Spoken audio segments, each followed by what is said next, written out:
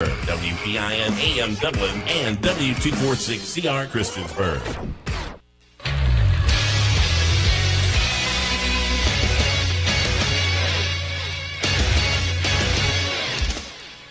It's the Drive Sports Center at the top of the hour. Tonight in Major League Baseball, the Red Sox host the Phillies at 7 p.m. The Royals are at the White Sox at 8:10. The Rangers play the Diamondbacks at 9:40, and the Brewers take on the Dodgers at 10:10. In Hokie sports news, the IWLCA has named schools across the academic honor squads for the 2017-18 year. To qualify for this honor, the women's lacrosse program posted a 3.0 or higher GPA for the academic year. As a team, the Hokies were recognized for their continued hard work and dedication. Additionally, the IWLCA honored student athletes from different institutions on the Division I academic honor roll. For your ESPN Sports Center, I'm Brian Reed.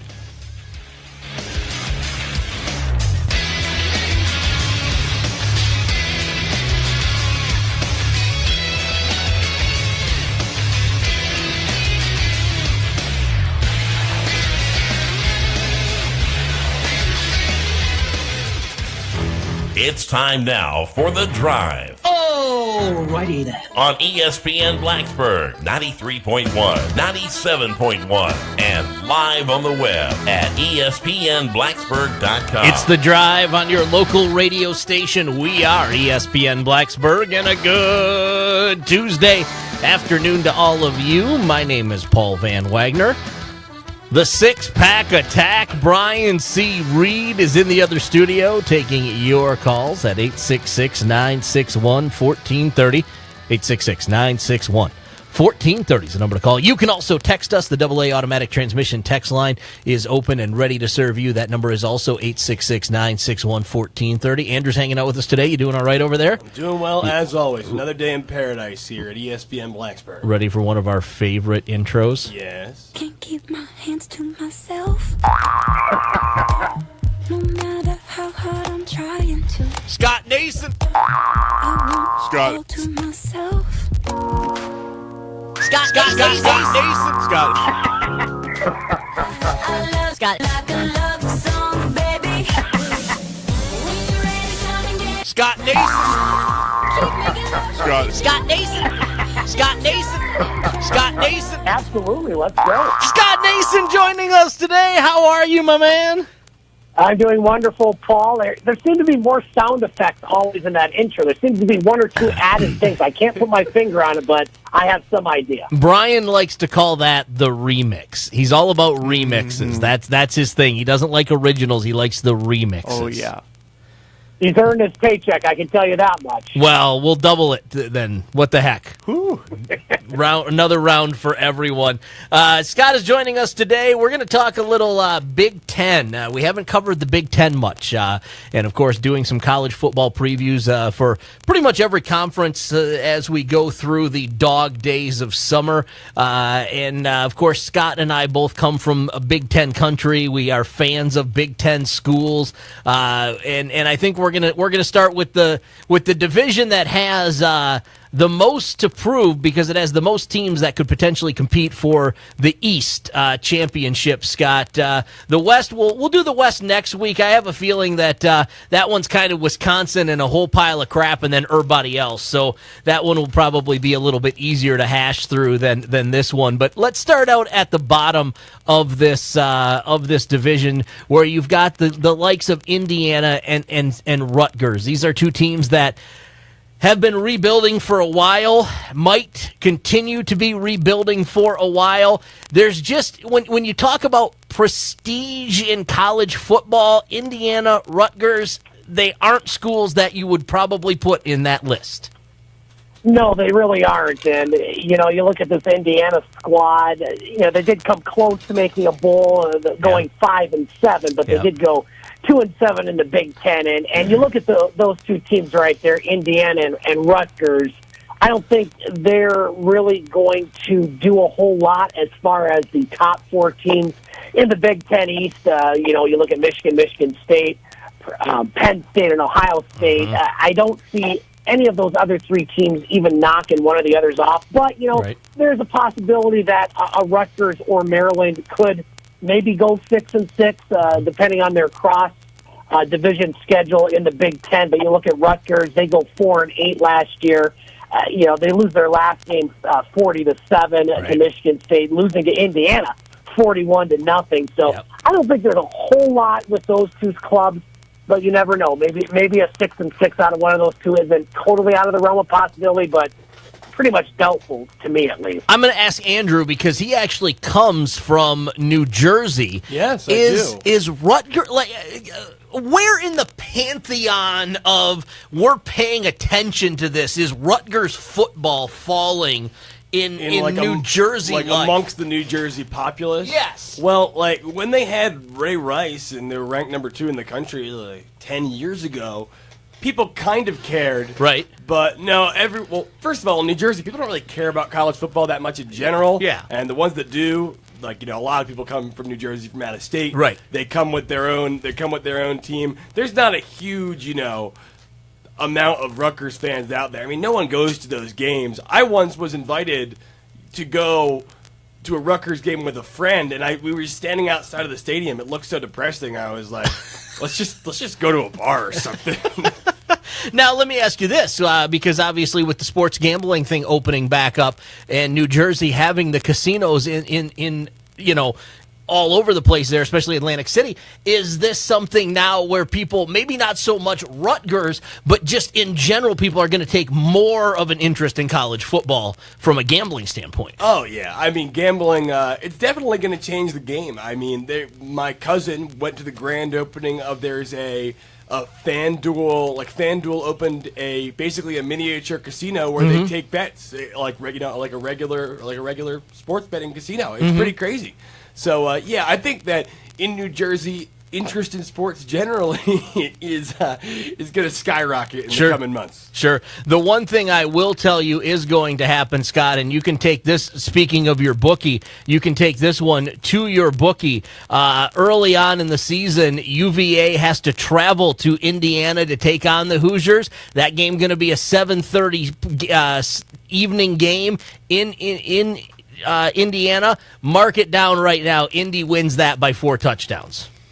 I don't know about 4 touchdowns, but they did beat Virginia at Virginia last year by 2, so there may be something in the air there. I like Indiana in that game as well. I think Virginia might be a little overrated. I know you guys have talked a lot more about them on your show, but I kind of like Indiana in that game as well. All right, you mentioned Maryland a little while ago. This is a squad that potentially could be on. They're that wild card, in my opinion, in the Big Ten East because they're a step below the Penn States, the Michigans, the Michigan States, and the Ohio States of the world. But you can't roll into Maryland and be like, we're gonna mop the floor with the Terps, because they will surprise you. And they will, and they have a good offense, and they can score some points. Where they have the issue is on the defense right now. Pretty much a struggle. They lost their last game last year to Penn State 66-3, right? And they gave up 60 points a couple times. So they can put up some points, but the defense is the big question mark with the Terps. But I like them over those other 2 teams we've already mentioned, Rutgers and Indiana. I think they're the best of that group, at least going into this season. The 4th best team in the Big Ten East. I don't even know. I was going to try to make a joke here, but Scott and I will just start getting into some sort of war of words. Let's go with Penn State. Penn State is definitely not necessarily the 4th best team, but one of that top 4 elite. And when you look at what Penn State is, the epitome of, holy crap, how did they turn this thing around so fast? If you remember, not that long ago, Penn State had sanctions. Penn State had lost scholarships. Everybody was writing Penn State off. It's going to take a decade for them to get back to any sort of prominence. Fast forward to 2017 and even 2016, and all of a sudden, Penn State is relevant. Penn State is upsetting some teams in the Big Ten. Penn State is competing for a Big Ten championship. This is the ultimate turnaround for Penn State. It really is, Paul. And you got to give a lot of that credit to the coaching staff. Head coach James Franklin has just done a tremendous job at Penn State, who were literally as far on the bottom as you probably could be, going back to maybe SMU when they got the death penalty in the 1980s. That was probably the closest thing a university has seen. Miami might be another one. But, I think that of those 4 teams in the top of the Big Ten East, I think Penn State maybe is the 4 just because it's pretty tough to replace Saquon Barkley. I mean, this is a guy that put up some huge numbers last year, but they're still going to be good. And much like the other 3 teams above them, in my opinion, at least in the rankings, they're going to have a great defense. The defensive front is solid, the front 7, and they got great players coming in. And really, that's kind of what the other 3 teams do have as well. So it's going to be quite a race in the Big Ten East. Penn State is up there, and they're going to have a say with it one way or the other. As a fan of Michigan State, are you concerned that these top 4 in the East are going to end up beating each other up, and at the end of the day, nobody, unless it's Wisconsin from the Big Ten, gets into the college football playoffs just simply because you got to run your head? Look, I mean, if you're Michigan, you play all these teams. If you're Michigan State, you play all these teams. Ohio State, you play all these teams. Obviously, if you're Penn State, you play each other. Like there's no getting away from this. There's no easy year for these teams in the East in the Big Ten. You're exactly right, Paul. We saw that play out last year where the Big Ten got shut out of the playoff despite having some pretty good teams and despite going 7-1 in the bowls. But right. You look at the schedule, really, there is nobody that has a distinct advantage. Michigan State does play Ohio State and Michigan at home, but they play at Penn State. And so you're always going to have at least one very tough road game, if not 2. And it's going to be tough for one of these teams to run the gamut outside of Wisconsin. And they have a tougher schedule than they had last year. They have to play Michigan, I know, one of the Eastern teams that are up there. So it's going to be really tough for one of these teams to go undefeated. And we're just going to have to see how it plays out, but it's going to be a very competitive Big Ten East. Definitely the best division of any conference in college football. So I know you're going to try to circle back around to this, so I'm just going to nip it in the bud. Who was the one in that 7-1, Scott Nason? That would be Michigan. They did lose to South Carolina. I'm glad you mentioned that. They're going 8-5 last season under Jim Harbaugh's 3rd season. But, this is the Michigan team, all jokes aside. That's going to be very good coming into this season, along with Michigan State. I mean, both have a lot of players returning, especially on the defense. Michigan should have an improvement at quarterback as Shea Patterson coming in as the gentleman that they had last year didn't exactly work out too well. And Michigan State has Brian Lewerke back, and they're going to need a little more in the running department as far as if they're going to be a solid playoff contender. But it's going to be a lot of fun this year in the Big Ten East. I'm really looking forward to it. But all roads go through Columbus. They are still the team to beat. And you look at Urban Meyer, 6 seasons in the Big Ten, Paul. He's lost 3 games. That is absolutely outstanding. Yeah. Just ask him. He'll tell you. Yeah, yes, he will. Yes, he will. Obviously, to be the man, you got to beat the man. I love paraphrasing Lex Luger. But you look at this Ohio State squad. They continue to load up. They keep getting more players. The top talent, 5-star kids. They pick kids out of Michigan. They pick kids out of Virginia. They pick kids out of Pennsylvania. It doesn't matter where Ohio State goes. They pull talent in, and they're going to be tough to beat. Do you think that we talked about this earlier in the show, is it just a situation of, you've got the Alabamas, the Clemsons, the Ohio States of the world where kids know if I go there, I'm going to have a chance to win. I'm going to have a chance to compete for a national championship. If I'm a quarterback and I'm playing at Ohio State, I'm probably not going to have a chance to play at the next level, but I'm going to get a chance to maybe play for a national title. And that drives these kids to schools like Ohio State, Alabama, and the like? I think so, and why wouldn't you want to go to a winner, a team that wins, and a coach that wins? And Urban Meyer and Nick Saban are the 2 biggest examples of coaches that just get the job done. And you look at this Ohio State team, they got to replace J.T. Barrett at quarterback. They're going to have a couple holes on the offensive line, maybe a couple spots on the defense, but you look at this Urban Meyer's team, and they're solid. As Dwayne Haskins, he's a guy that's probably going to have another breakout year. It seems like you just insert these guys into the lineup, and they do well. However, Ohio State did lose twice last year, so they are not totally unbeatable, but they got to be the favorites going into this year's Big Ten season. I have them at 1. boy, Michigan State 2-3. I guess whoever wins that game will probably be 2, and whoever loses it will be 3. And Penn State will have something to say about it as well. But all roads go through Columbus for the Big Ten. And let's hope if you're a Big Ten fan and fan of one of those 4 teams, they don't all beat each other too much to be kicked out of the playoffs. And you're going to just brace yourself, Paul, for this. I mentioned this on my show last week. I got to give a lot of credit to Jim Harbaugh. No, I don't give a crap about the chicken and not eating the chicken, whatever the heck that means. I like what he said about the playoff. We need to expand the playoff, make it at least 8 teams, if not more. It's ridiculous that it's not to that point now. Expand the playoff. All right, so I'm going to throw this out there. Michigan at Michigan State, October 20th. We know it's going to be a big game. Potentially both teams could be undefeated. Michigan does have Wisconsin the week before. Michigan's kind of got a murderer's row right there. You play Wisconsin at home, at Michigan State, Penn State at home. That's going to be tough right there for the Maize and Blue. Scott Nason, I want a prediction right now from you. Michigan at Michigan State, October 20th. Who you got?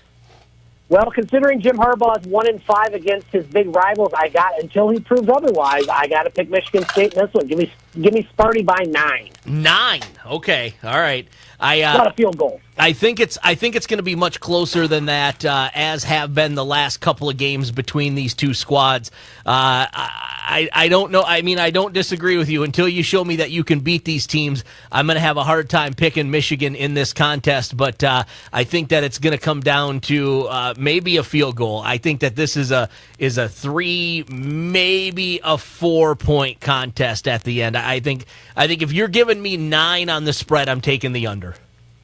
And you said it, Paul. No team has a tougher 3-game stretch than Michigan right there. Yeah. Wisconsin, Michigan State, Penn State, and that's going to be tough. If you go 2-1 in that 3-game stretch, I got to be happy if you're Michigan. But you know what? A lot of pressure on Coach Harbaugh right now in his 4th season. That big contract.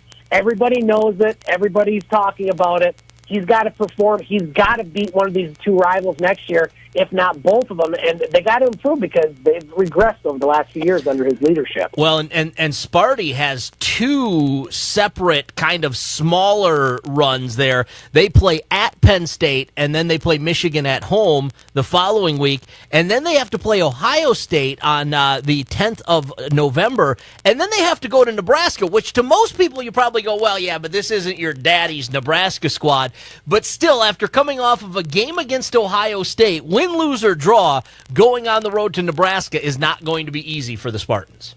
No, it is not. And that is a big trap game that Michigan State usually falls into. You look at the Northwestern game last year, right before the Penn State game, they lose that one in triple overtime. And Nebraska's going to be a lot better. They got a winner in head coach Scott Frost. Obviously, he did great things last season, and a team that should have had a chance at the national title, expand the playoffs. But that is a trap game. Watch for Nebraska to be a very improved club next season. I'm also paging 1991 and 1992. The Spartans are playing against Central Michigan this year. Google it if you don't know what I'm talking about. Scott Nason, where can our listeners hear more from you, sir? Well, we had a brand new show, or a brand new edition of our sports show, The Game. We're going to have another special edition tonight. You can find both those shows at thegamesportshow.podbean.com. As always, my friend, I appreciate you doing this. Look forward to chatting with you again next week. Thanks for having me, Paul. Love talking football. I'm ready. It's almost August. Let's go. Thanks for having me. So are we. By the way, check your email, all right?